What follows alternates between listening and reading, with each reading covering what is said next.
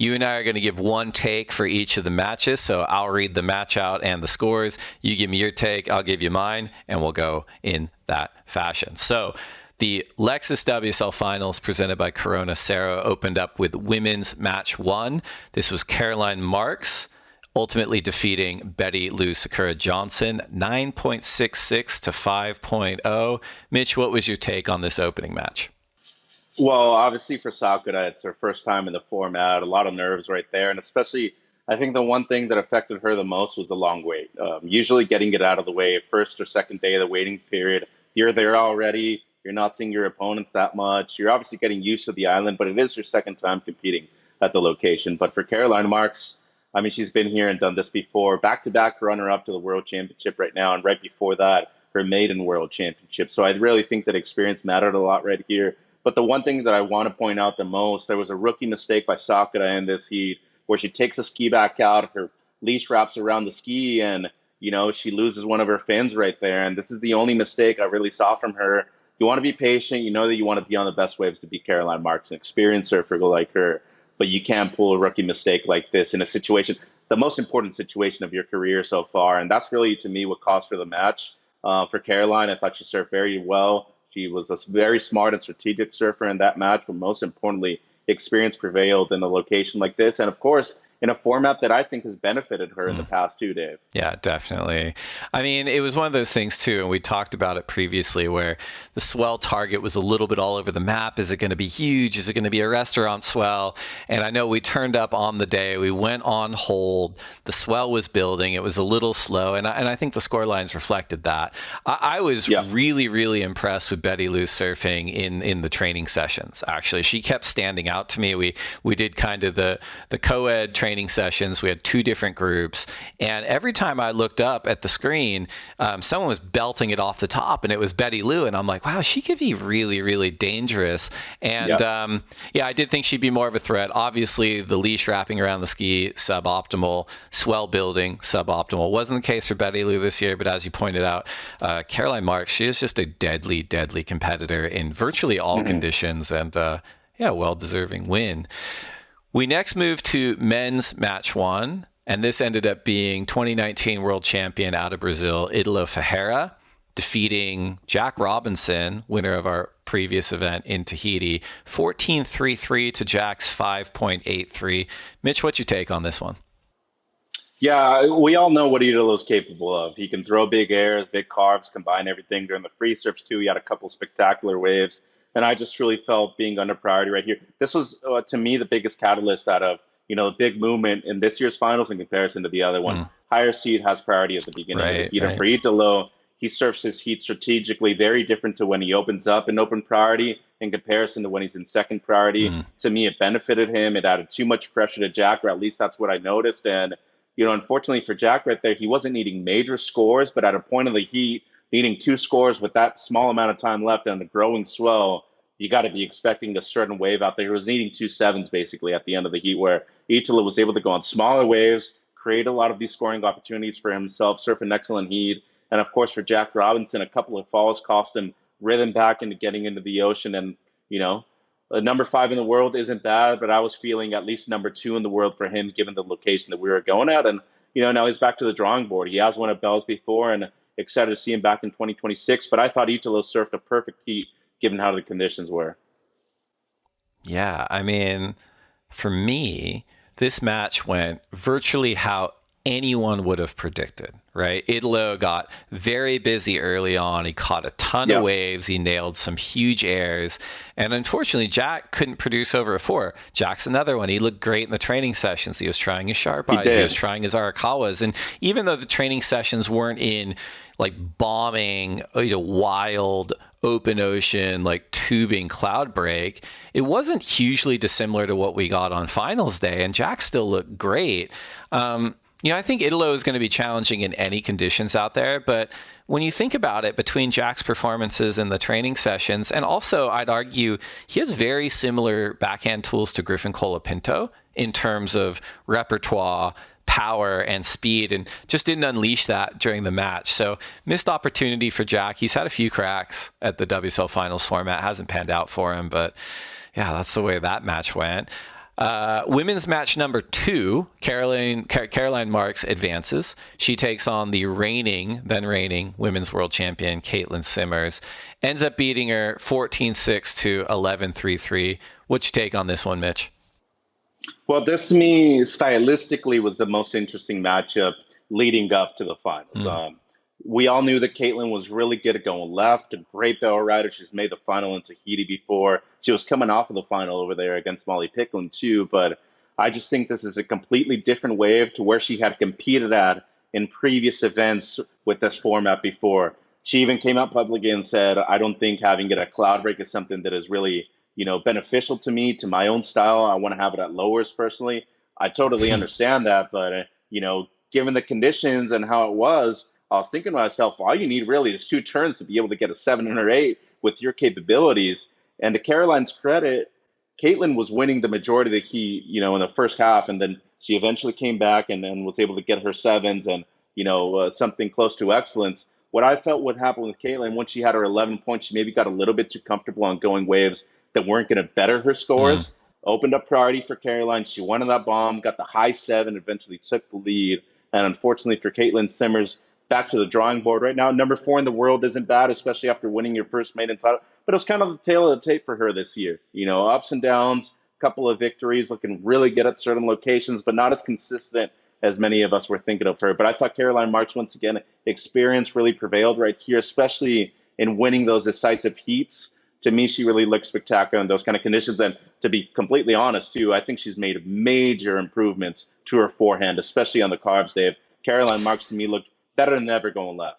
Yeah, I think your take is dead on. Like, stylistically, from a competitive standpoint, could not be further opposite, right? Like, Caitlin Simmers, as you pointed out, like a pretty high variant surfer this year. Like, excellent scores and event wins, or, didn't pan out for someone of her talent, right? And I actually think it was during this match that the broadcast brought out one of the more interesting stats I'd heard all year, which was that Caroline Marks at that point had made it this far in the season with only one excellent scoring ride, so an 8.0 ride or better.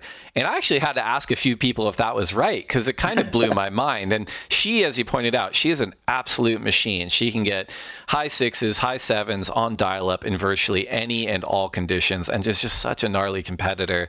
She certainly has the potential to drop 8s, 9s, and 10s, but I just thought it was a really interesting stat. I mean, Katie's a world champion. I am curious to see what the bounce back or non-bounce back looks like for her in 2026. But yeah, Caroline's win all day long there. Match number 2 for the men, we saw the Californian Griffin Colapinto, 16.33 heat total, defeat Idolo Ferreira with a 13.67 heat total. This was a spicy heat. Mitch, what was your take on it? Oh, it was amazing. I thought Italo surfed a couple of waves up by far. I mean, there was 1-7 that he had where he just throws an incredible alley-oop. The way he lands, where he lands is impeccable. I mean, the guy's really surfing with a lot of speed out there, and especially for anybody that surfed a wave like Cloudbreak that moves down the line real quick, but changes quite a bit, especially with the different swell directions that we had in the water with the growing swell. Truly incredible stuff. But I thought, to me, the most overlooked surfer out of everybody that had qualified for the Lexus WSL Finals Fiji was Griffin. He was the defending champ at the regular season event right here in Fiji. He was somebody who on the back end has made major improvements. I mean, you look at lowers, you look at a lot of the beach breaks that he surfs in Southern California. They have certain similarities. So when it's junky out there at Cloudbreak, something that you need to adjust to on the fly, you need to adapt. And I felt like he truly did that. And to me, the basis of his surfing right here, that he was using the element of speed and combining with power so well. As soon as he dropped one of the 8s, he broke away so much. And Italo wasn't just on the quality waves out there. And I feel like he used priority to his benefit. There was a reason why he advanced. And I thought he was super deserving of making it through this heat right here. What a spectacular second half of the season for Griffin. Ends up being runner-up to the world title in 2025. Yeah, he looks so solid. Just really great reads, like a great variety of turns as well. They had speed and power, but like different angles. And in a weird way, it's almost like from an approach standpoint, it's almost like a reverse Haleiwa, which is another wave that he surfs Yeah. incredibly well because he's got such good fundamentals, like excellent entry speed, hard off the bottom, but has that adaptability when he approaches the lip. So, and as I said with the Jack comment, it's like Jack has similar tools. It's just amazing the divide in performance out there with someone like Griff over the last 2 seasons. Just full power and completed waves. And Yeah. I wanted to get your take on this too, because from my perspective, Italo did something really odd for me in this heat. I mean, he is a surfer with virtually all the tools himself, right? He can kind of do anything. And in this heat, he kept taking waves and he kept racing these waves looking for one big section to do a huge air, which he kind of did again and again. Yeah. The airs were amazing, but like, that is a beach break strategy. That will get you 8s, 9s, and 10s at a beach break where, you know, the variety of turns more often than not, the opportunity for turns isn't super high, but the potential to do a gigantic air over a critical section is. Cloud Break's a canvas that allows for huge combinations and like comprehensive lines and rides where you're linking things together. Like, this is something Italo is more than capable of doing, but he kind of got stuck with an approach that at Cloudbreak on that day, the ceiling was beneath the excellent range, and Griffin really made him pay for it. What was your take on that, Mitch? Yeah, no, it's an excellent point. There was the one air that I told you that, I mean, he clears easily 10 feet right there with that It's alley. That's amazing. incredible. Yeah. Yeah, that is a smaller wave though, so he surfed that wave up by a long shot. But in the end, as you said, Griffin was just always on the better waves. Yeah. So it gets to a point where to be able to compete for a world championship, especially within a 1 day format, too, you need to be able to control the amount of waves that you're catching. First of all, because stamina is a big thing. But I want to point out the 2 years that he ended up runner up at the finals format at lowers, it was much smaller, and he was surfing that Yeah. way. He was catching a lot of waves. That it was benefiting his own style, and of course, he defeated a lot of great surfers en route to those two runner-ups to the world titles. But the 1 year that he ended up third was when Felipe beat him in 2021, and that was when it was much bigger. Right. And he tried to surf the same way. It didn't work out. So I think, to your point, obviously, there's a time and a place for everything, and you just need to be able to recognize that in the moment. And there's sometimes you get a little ahead of yourself, and that's what I felt in this particular match right here against Griffin. And once again, the fact that Griff was able to get his career best result in pursuit of his first world title, I also think demonstrated a lot of what the pressure was like for him at home at lowers. Right. I did not feel that at all right here. I mean, he just looked loose. He looked like he was athletic, looking really fast and sharp. And as you said, his variety of maneuvers on the backhand and me was so spontaneous too. And that's something that you really need to bring out, especially coming up against the other four best surfers in the world in a calendar year, you know? So I really think that was something that Griffin was out there to prove. And especially with waves like that of consequence, when it was a growing swell, he was always on the better waves in this match. That's a great point. Women's match 3. Caroline Marks, Rampage, 13.67. Defeats Gabriella Bryan from Hawaii with a 9.47. What's your take on women's match 3, Mitch? Yeah, I don't want to be too harsh on Gabby right here, but I'm just going to go out and say that this is definitely the most disappointing result and performance out of everybody in the Lexus WSL Finals Fiji. I was expecting a lot more from Gabby. I think there were a lot of kinks in her armor that showed at this event right here, and there's a lot of work to be done. And I know there's some things that happened within her camp. Brett Simpson was there helping her from the Hurley team, and unfortunately, I know that she separated from Richard Dog Marsh.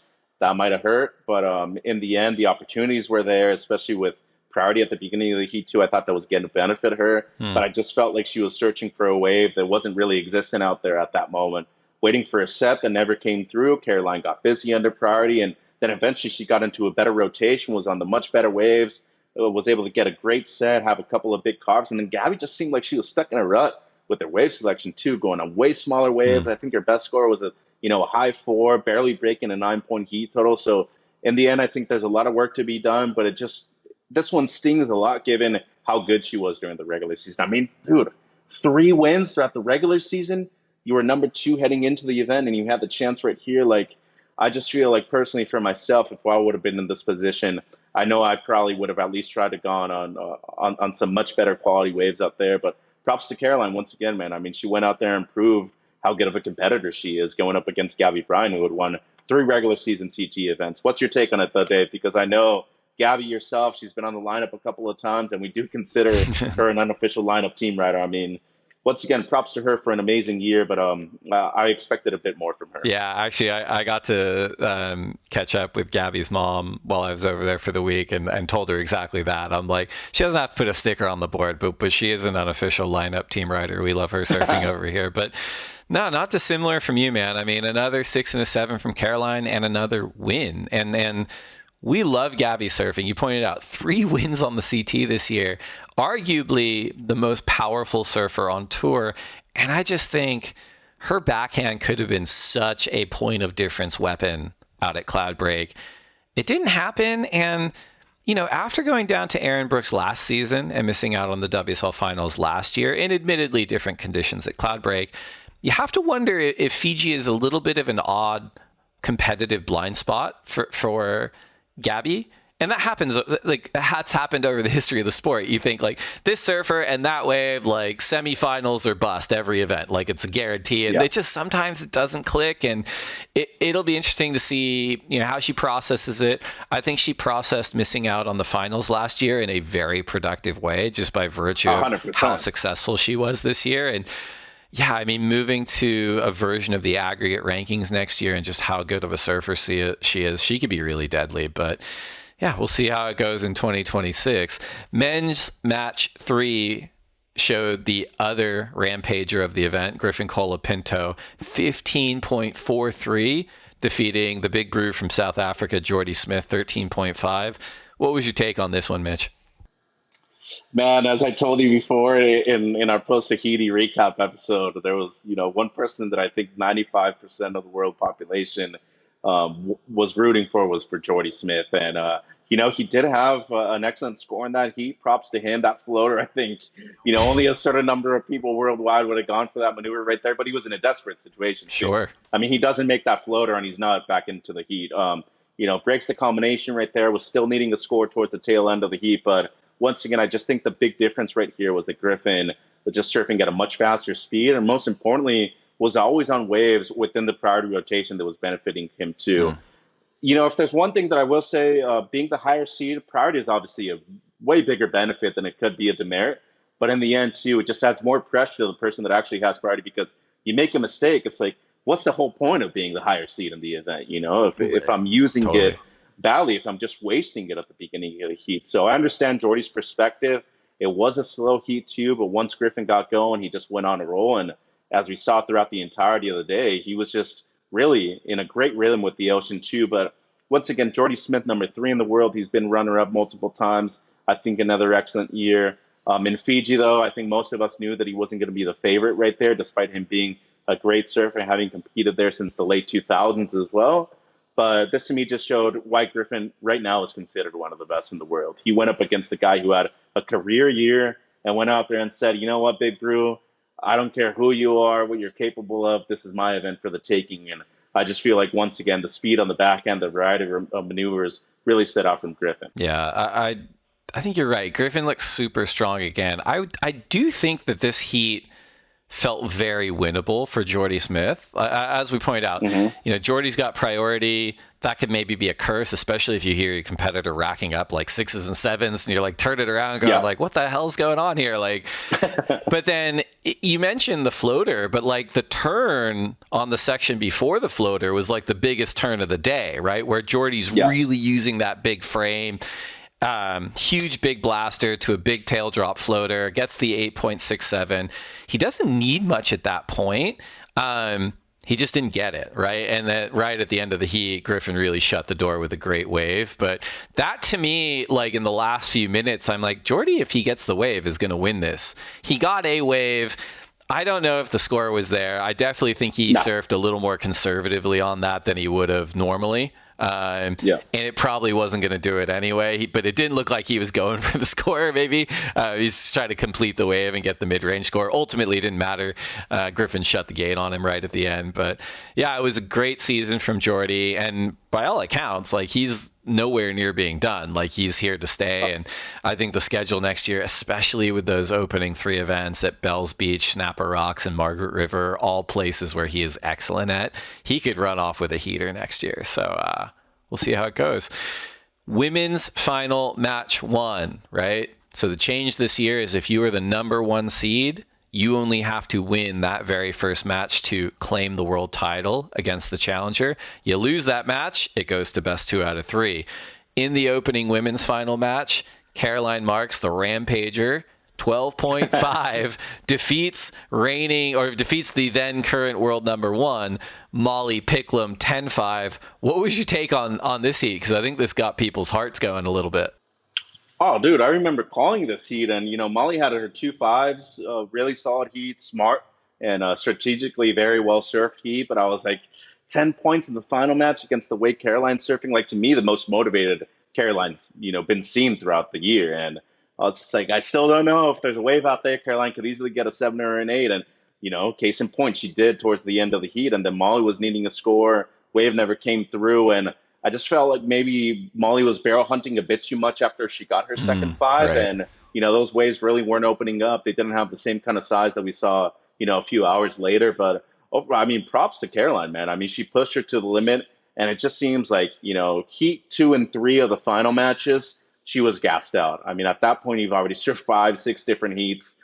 It's tough for you to be able to go out there for 35 minutes, compete, think, too. I think that's what a lot of people forget, is that you still need to be able to go out there and think as clearly as possible as a competitor, be on the right waves. And for Molly, I mean, she's fresh as a daisy, dude. Yeah. Like, she's going out there, hey, I got my 2.5s, but there's really no strain on my body whatsoever. But she had earned that. She earned that right by being the most consistent surfer out of the year. Like, I win the first heat of the title match, I'm world champion. If not, it's got to go to 3, and I can still win based on the back 2. And I think the most surprising thing, if anything, was that Caroline got comboed in the last 2 heats of the final matches. Like, once Molly was able to put up double digits, she just never looked back, and she was constantly always backing up and bettering her backup score too. I felt like she just found her rhythm. It was almost necessary for her to lose the first heat of the final match to be able to gain that perspective and rhythm. And once she did, I mean, the last 20 minutes of the final heat, it was game over, man. Like, she was just in control of it. Caroline had no answer, and it just seemed like she was desperate out there in the ocean to be able to find a way to break the combination. But a reason why Molly Picklum was able to become world champion for the first time in 2025, and a great reception coming home too, by the way. I love seeing the Aussie reception right there at the airport. But I don't know your perspective on that one, Dave, because it seemed to me like Caroline was on point all day long before that. Yeah, I would have loved to have been a fly on the wall in between each of these 3 final matches for the women in each of the camps. Like, as you point out, Caroline is such a good surfer. When you combine that with a world-class coach like Luke Egan, it's no wonder she went back to back to back to back on that day, on finals day, including that opening finals match and winning, And I think the momentum all day really favored the surfers who got busy right away. And, as we said, the linear progression format does favor the higher seeds in a big way. But then the downside, especially if you're the number 1 seed, is you're just sitting on the train tracks watching your contender coming right at you all day. And they're fresh and they know what their boards are like and they understand the rhythms of the lineup. And I think in that opening match between Molly and Caroline, Molly took a minute to get going and it was a minute too late. The final match 2 out of the 3, right? Molly is 22 years old. She is now the world champion. Spoiler alert. She is a very quick learner. As I said, I'd love to have sat in those camps in between. Molly was working with Mitch Ross out of Newcastle. Yeah. She's like, we only met like the week before. They were calling like their training session a blind date the week before the finals, crazy. which I'm like, that's bananas. But they really reset after that first loss. And she started that second match with a 7, boom, sucks the energy right away from Caroline and then nails the match with that statement 8-8-3. So then they're at 1 apiece and they have that tie break for the world title. At that point, you would have loved to sat in the Luke Caroline camp because I think the camera was actually on them at this point. And you could see Caroline's just going, I'm gassed. What just happened? And, with Molly, I think in that final match, it's like, if it ain't broke, don't fix it. She starts again with a 7, notches a 6-5, and then slams the door with an 8-8-3 and an 8-10. Two excellent scores for her final scoreline of the year. And as we said, at that point, Caroline, she would have had to increase her season-long excellent scoring rides by 200% in this heat alone just to be in the hunt. Absolutely capable of getting 8s, 9s, and 10s, but that wasn't her approach this season. So, Molly Picklum, very well-deserving world champion. There's some exciting stuff happening on the women's side. On the men's side, we didn't get 3 matches. We got 1 match, and that was current frontrunner Brazil's Iago Dora notching up a 15.66 against a rampaging Griffin Colapinto, wins the world title, his very first in 1 match. Mitch, what was your take on this one? Yeah, one thing that I really want to point out, how deserving Griffin was to be in those final matches right there. I thought strategically, the way he was able to surf the very top of the point, move down, surf the middle part of the wave too. He was always in search for the right wave, given the time that was remaining in the heat and where he was positioned in the heat too. The unfortunate thing for him is that Yago caught on to that. And he was so well prepared. And once again, I think he didn't show enough because he didn't want to during the practice sessions. He was like, hey, I'm just going to surf good enough to make sure that people know I'm world number 1 for a reason, but I'm not showcasing everything that I have so far in the practice sessions. Once he got his initial 7 with a 2-turn combo, it was a closeout, bro. Yeah. It was a closeout. He goes up into the lip 1 time, and then the second turn is gnarly. And they only gave it a 7 because we're talking about people that are going to become world champion at the potential end of this match. So I felt as soon as that happened, he knew that he was capable of getting an 8, probably with a single maneuver too. Once that happened, it shifted the energy towards his way. Griffin knew that he was probably forced to at least respond with a 7, maybe even an 8 to get back into the heat. And once Yago was able to get more than 15 points, I was like, there's no way that he's losing this match right here. There's absolutely no way he's losing this match. Energy was in his favor. He was just very comfortable. He was competitive. And I think he realized, why would I let it go to 3 heats when I can win it right here? All the preparation, all the work had been done leading up until that point, and he showcased it, especially with the variety of combos that he had just on the face of the wave too. No need to be able to go to the air, especially with the increase in size, not pursuing barrels, not trying to do or overdo anything, better said. Meanwhile, Griffin had a couple of great responses, but he was backed up against the wall once he was needing a 9. And I just felt the way he was able to manage the 35 heats, talking about Yago, was something that really, to me showcased why he was just outside of the top 5 in previous years, and now he was considered number 1 in the world heading into the Lexus WSL Finals Fiji. Yeah, it's a great take. I think your insight on the practice session is dead on. I've been so impressed with Iago's poise over the last few events. I've been impressed with his whole career, but we were in Tahiti and he and I were catching up, and I know he wasn't happy with his result in Tahiti, but we were there on those tow days, we were there on the monster opening days, and he was very calm and very paced. And he's like, I'm not here to rush. I'm here to get some waves. I'm here to perform. I love getting barreled. But there wasn't like a manic energy to him. He was so calm. And I think you're totally right on the training sessions in Fiji. If we look back, he did surf, probably for him, just enough to reassert to everybody, I'm the number 1 here. And he did look great. Yeah.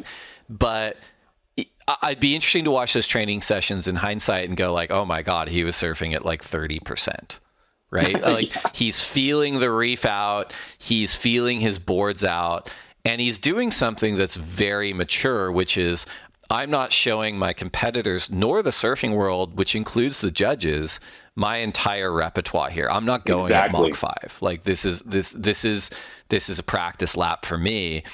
And I really think he took a note from everyone surfing all day, but you could even argue Molly's match just before, when he just wasted no time. He's like, I'm starting right away. You pointed out, he takes a closeout. He shows the judges and he shows the surfing world things that we hadn't seen yet, right? Smashes it for a 7.33. Looked awesome. We knew he would be deadly on his forehand. And then he backs it up with an 8.33, and that's the ball game. Griffin isn't coming back. I just think Iago is such a deserving world champion.